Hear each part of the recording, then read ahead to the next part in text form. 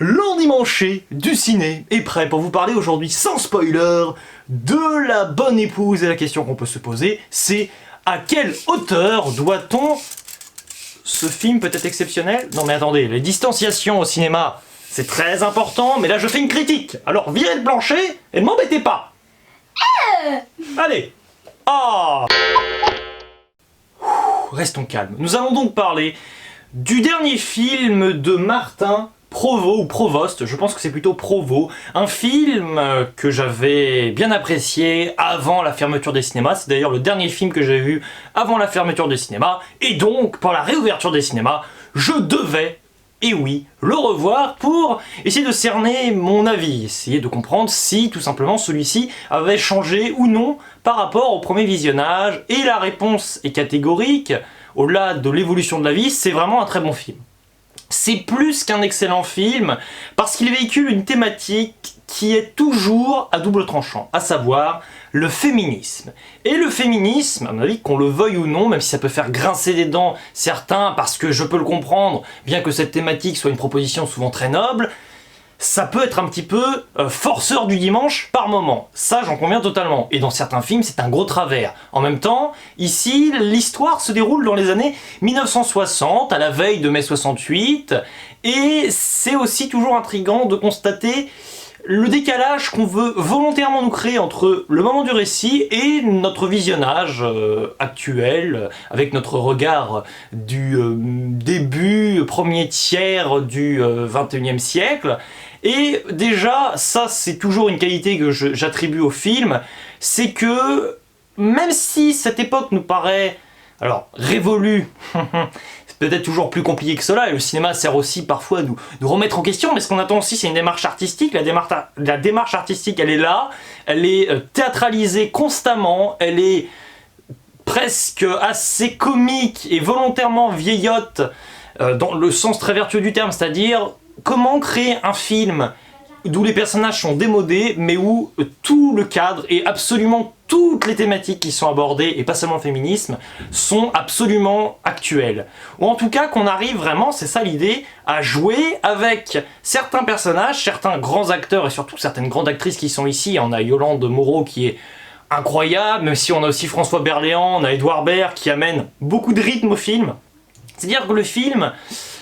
il est assez terrible aussi parce qu'il y a une dénonciation des hommes qui est absolument flagrante. Le parti pris, comme vous l'avez compris, c'est avec des petites astuces, mais qui ne deviennent pas des fiches Wikipédia, de nous faire comprendre que nous sommes en 1967, que nous sommes en 1968, que la guerre, la Seconde Guerre mondiale est terminée depuis une bonne vingtaine d'années.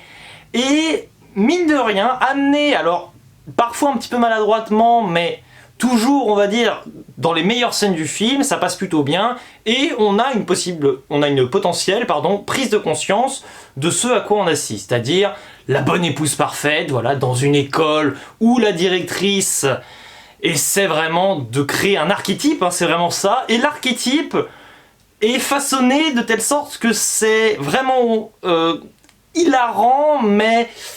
c'est hilarant avec un arrière-goût forcément où tu te dis « Ah oui !» C'est-à-dire que je rigole mais je peux me sentir un petit peu mal à l'aise par ce qu'on veut nous dire. Car c'est-à-dire que c'est pas un biopic, on n'est pas là à nous expliquer que tel personnage dans la réalité a existé. Non, c'est pas vraiment l'idée, c'est-à-dire qu'ici c'est vraiment généraliser le propos sans pour autant faire du cas par cas, c'est-à-dire on virevolte un peu dans plein d'écoles, on se perd un peu dans plein de personnages dont on n'arrive plus vraiment à démêler le sens.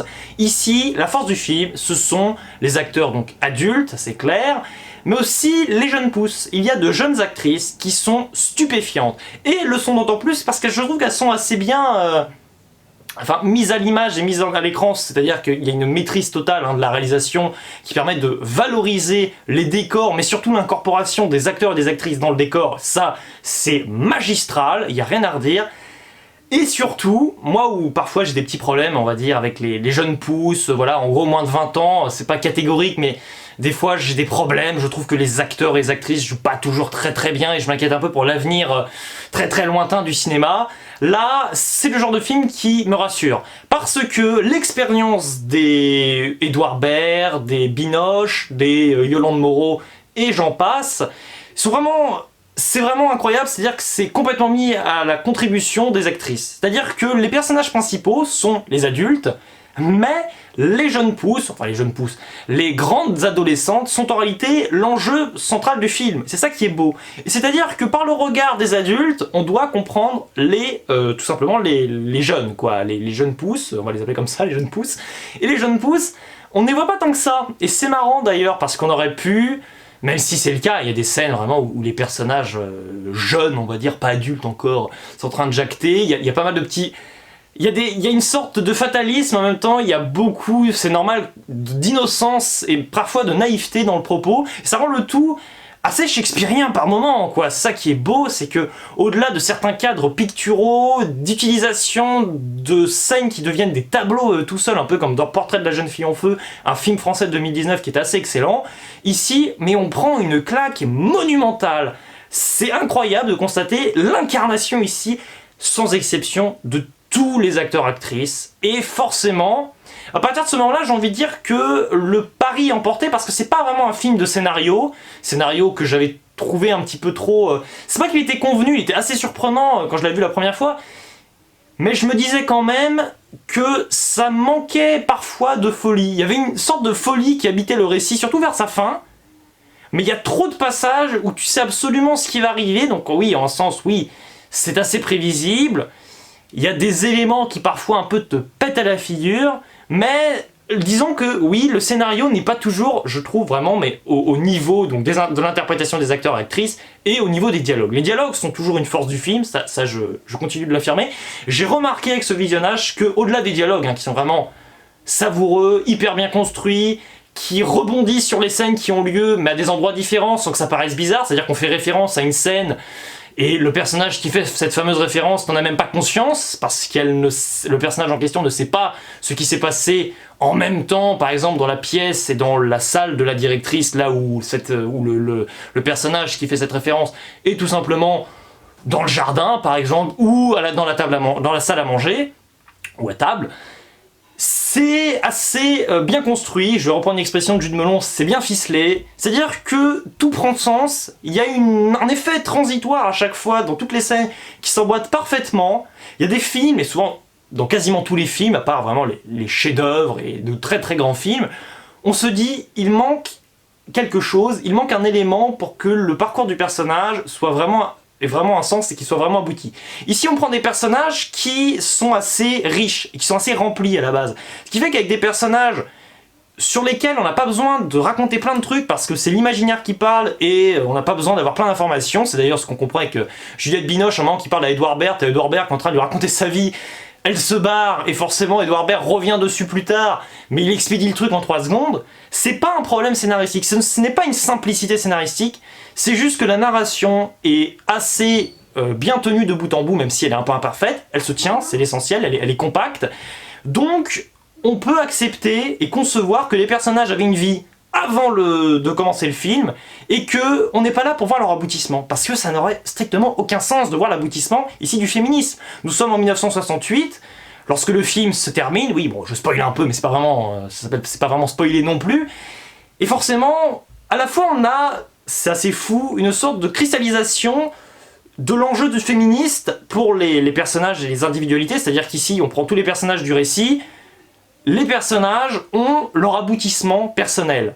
Il n'est pas encore collectif, c'est clair, d'ailleurs on pourrait se demander si le féminisme est abouti de nos jours, et je pense que la réponse serait assez catégorique, et serait très peu probablement un oui, vous l'avez compris, voilà, mais si vous voulez ici, moi je trouve que ça rend le tout assez fou, et moi qui suis un apprenti historien, je ne peux aussi que saluer l'utilisation très succincte et intelligente de la politique. Là où dans De Gaulle, le film qui est sorti et qui est toujours d'ailleurs en salle, que je ne conseille pas de voir, avec Isabelle Carré et Lambert Wilson, où on te fait des références dans tous les sens et qu'on te prend un peu pour un idiot, ici il y a un petit passage qui aurait tendance à tomber dans ce travers, mais le film, sans être méta, a conscience que en réalité, on n'est pas là pour dépeindre l'époque d'avant, mais davantage pour montrer et faire un petit parallèle avec l'époque d'aujourd'hui.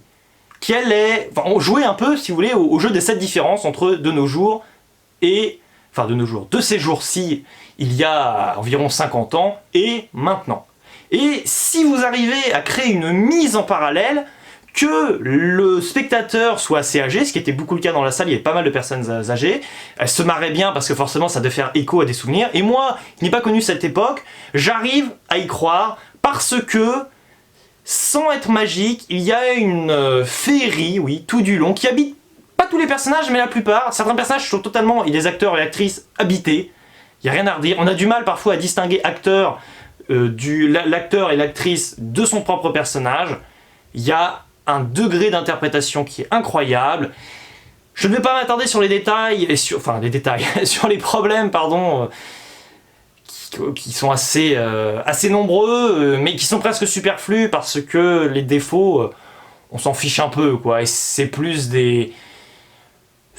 une question, pas vraiment de rythme, mais peut-être que le film ne laisse pas sur sa fin, mais qu'on aurait voulu en voir plus avec certains personnages. Parce qu'il y a une frustration quand même de ma part quand je vois à la fin qu'il y a certains personnages qu'on nous montre vraiment explicitement et qu'on n'a pas creusé, qui n'ont même pas eu une ligne de dialogue. Alors oui, c'est pas un film choral, donc ça n'a pas cette ambition et ça aurait pu être en effet vraiment très compliqué à gérer, mais il y a une légère frustration, parce qu'il y a une inégalité quand même dans les moments de fulgurance des personnages. Mais en même temps, c'est normal. Donc peut-être que je suis trop gourmand, c'est même sûr, mais c'est vraiment un très bon film français que je vous conseille d'aller voir ou de retourner voir en salle, parce qu'il y a aussi une idée à un moment qui est juste parfaite, incroyable, c'est-à-dire que, je ne vais pas spoiler, ça ne sert à rien de spoiler, mais pour amener un personnage, en réalité si on revoit le film, on comprend qu'il est amené bien avant, et on arrivait déjà à comprendre une liaison spécifique entre deux personnages. C'est super malin parce qu'à beaucoup de moments, dont ce moment-là dont je parle, un moment dans une voiture, ceux qui ont vu le film peut-être une deuxième fois comprendront, mais là on se dit, ah oui c'est malin parce que là on nous met au même niveau que les personnages, on arrive à s'identifier à eux et en même temps on sait qu'on n'est pas comme les personnages, pas seulement pour une question d'époque, mais parce qu'ils sont quand même bien farfelus et assez toc-toc tous un petit peu, même s'ils ont des moments aussi de sérieux. Il y a un jeu sur l'humour, il y a un jeu également sur la sobriété, oui, qui est assez incroyable. Et un petit ventre mou, c'est ça qui ne me fait pas aller au-delà d'un 8 sur 10 sur Sens Critique pour ce film, c'est quand même du beau boulot. Il ne me reste plus qu'à vous dire ciao à la prochaine, et bien écoutez, si les cinémas sont ouverts, peut-être que ça vaut le coup de s'y aventurer, bien que prudemment. Ciao! Mais je suis pas resté en pyjama moi quand je suis allé au cinéma d'ailleurs? Mince, j'ai perdu l'habitude de me rhabiller quand je sors. Oh non! Oh, grand effroi et désarroi!